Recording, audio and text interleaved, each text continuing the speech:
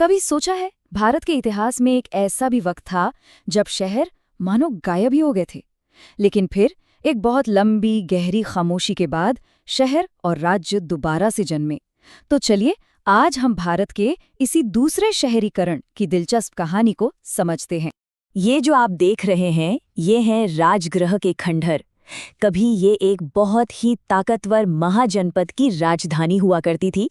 और जानते हैं, ये पत्थर हमें एक ऐसी कहानी सुनाते हैं जो करीब करीब 1000 साल के सन्नाटे के बाद शुरू हुई थी। तो फिर सवाल ये उठता है कि जब भारत की पहली महान सभ्यता यानी हड़प्पा सभ्यता खत्म हो गई तो उसके बाद हुआ क्या? इसी सवाल के जवाब में छिपी है गुमनामी और फिर से उठ खड़े होने की एक बहुत ही फैसिनेटिंग कहानी। तो सबसे पहले चलिए उस रहस्यमयी दौर को समझने की कोशिश करते हैं। आखिर हड़प्पा सभ्यता के बाद भारत के ये शहर गए तो गए कहाँ? जरा इस आंकड़े पर गौर कीजिए। 1000 साल, ये कोई छोटा मोटा वक्त नहीं है। हड़प्पा सभ्यता के खत्म होने के बाद भारत से शहरी जिंदगी पूरे के पूरे 1000 साल के लिए गायब हो गई थी। सोचिए जरा। और देखिए, गायब होने का मतलब सिर्फ बड़ी बड़ी इमारतें नहीं थी। बड़ी बड़ी पब्लिक और प्राइवेट बिल्डिंग्स, चहल पहल वाली सड़कें और बाजार, धातु बनाने वाले, बुनकर जैसे खास काम करने वाले लोग, लिखने पढ़ने का सिस्टम, यहाँ तक कि एक पूरी की पूरी राज्य व्यवस्था, सब कुछ खत्म हो गया था। समाज वापस एक सीधे साधे गांव वाले जीवन में लौट चुका था। लेकिन फिर 1000 साल के लंबे इंतजार के बाद हालात बदले। एक नए दौर की शुरुआत हुई। इतिहासकार इसे दूसरा शहरीकरण कहते हैं। ये एक तरह से समाज का रीबूट था, एक नया जन्म। और इस बार शहरी जिंदगी का सेंटर सिंधु नदी के किनारे नहीं, बल्कि गंगा के हरे भरे उपजाऊ मैदान थे। यहीं पर फर्स्ट मिलेनियम BCE में भारत के नए शहरों ने अपनी जड़ें जमानी शुरू की।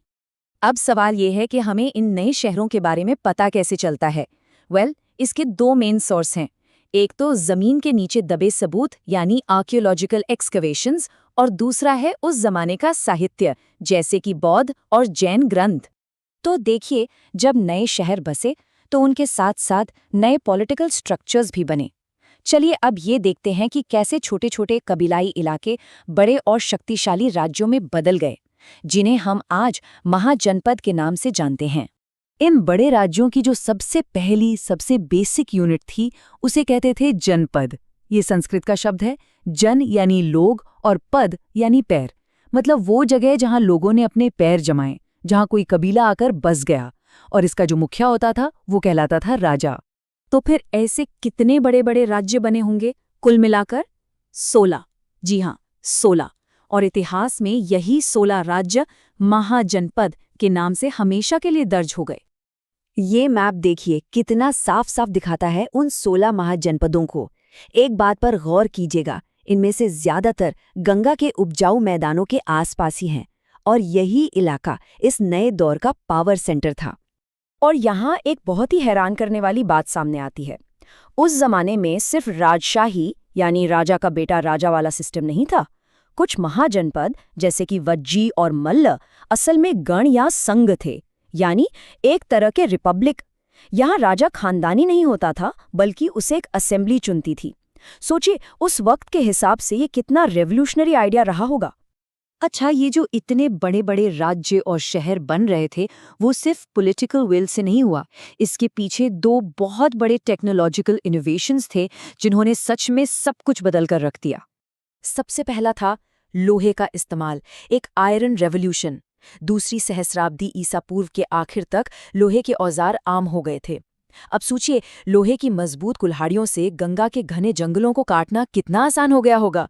और लोहे के हल से गहरी जुताई मुमकिन हुई। इसका सीधा मतलब था ज्यादा फसल। खेती में एक क्रांति आ गई थी, और इसी वजह से शहरों को बसाने और व्यापार को बढ़ाने में बहुत मदद मिली। और दूसरा बड़ा इनोवेशन था सिक्कों का इस्तेमाल।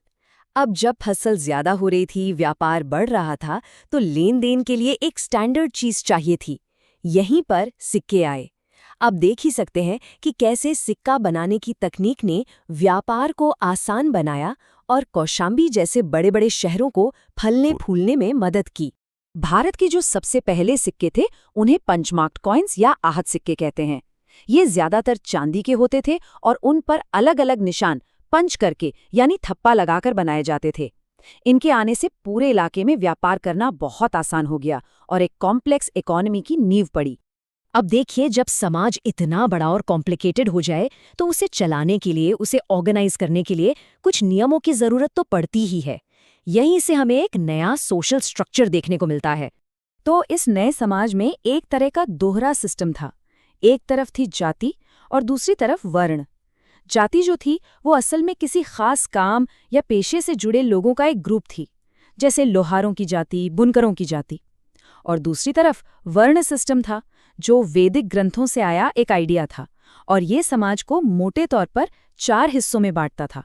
ये थे वो 4 वर्ण। सबसे पहले ब्राह्मण, जिनका काम था ज्ञान को बचाए रखना और पूजा पाठ करवाना। फिर थे क्षत्रिय यानी योद्धा, जिनका काम समाज की रक्षा करना था। तीसरे थे वैश्य, जो व्यापार और खेतीबाड़ी से वेल्थ क्रिएट करते थे। और आखिर में शूद्र, जिनमें कारीगर, मजदूर और सेवा करने वाले लोग शामिल थे। तो एक तरह से ये उस जमाने के समाज का एक ब्लूप्रिंट था। यहाँ एक बात समझनी बहुत जरूरी है। शुरू में ये सिस्टम शायद उतना सख्त नहीं था। लोग और समुदाय जरूरत पड़ने पर अपना काम धंधा बदल भी लेते थे। लेकिन वक्त के साथ ये व्यवस्था बहुत ज्यादा रिजिड हो गई और इसी से समाज में असमानता और भेदभाव ने जन्म लिया।